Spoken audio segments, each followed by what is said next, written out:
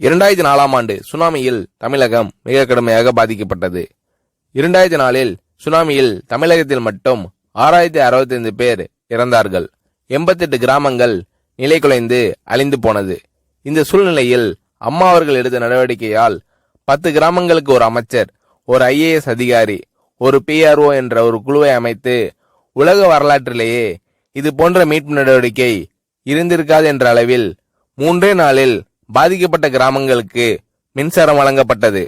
குடிநீர் வசதி செய்து தரப்பட்டது. இந்த மின்னல் வேக நடவடிக்கையால் அப்போதிருந்த இந்திய ஜனாதிபதி அப்துல் கலாம் மற்றும் அமெரிக்காவின் முன்னாள் அதிபர் கிளின்டன் ஆகியோரின் பாராட்டுகளை அம்மாவின் அரசு பெற்றது. அழுத கண்களை துடைக்கும் கரம் கொண்டவர் அம்மா அவர்கள். ஆண்டவன் யாரோ ஒரு நபர் மூலமாக வருவார். தமிழ்நாட்டிற்கு கிடைத்த தெய்வம் அம்மா அவர்கள். சுனாமியில் பாதிக்கப்பட்டவர்களில் 40 பேருக்கு 2 குழந்தைகளும் சுனாமியில் இறந்து விடுகிறது. அந்த 40 பேரும் ஏற்கனவே கருத்தடை ஆபரேஷன் செய்திருக்கிறார்கள். பெற்றோர்கள் மட்டும் உயிர் பிழைத்திருக்கிறார்கள். உயிர் பிழைத்தவர்களுக்கு இனி குழந்தை கிடையாது என்ற நிலையில் அவர்களுக்கு கருணைவு ஆபரேஷன் செய்து அவர்களில் பல பேருக்கு குழந்தை பிறந்து அந்த குழந்தைகள் இன்று பள்ளிக்கு சென்று கொண்டிருக்கிறார்கள்.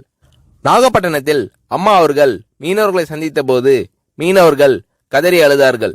அவர்களிடம் அம்மா அவர்கள், நான் இருக்கிறேன், நீங்கள் கவலைப்படாதீர்கள், இழந்து போன உயிரை தவிர மீதி அனைத்தையும் நான் உங்களுக்கு தருவேன் என்று அவர்களுக்கு தேவையான அனைத்து உதவிகளையும் செய்து தந்தார் அம்மா அவர்கள்.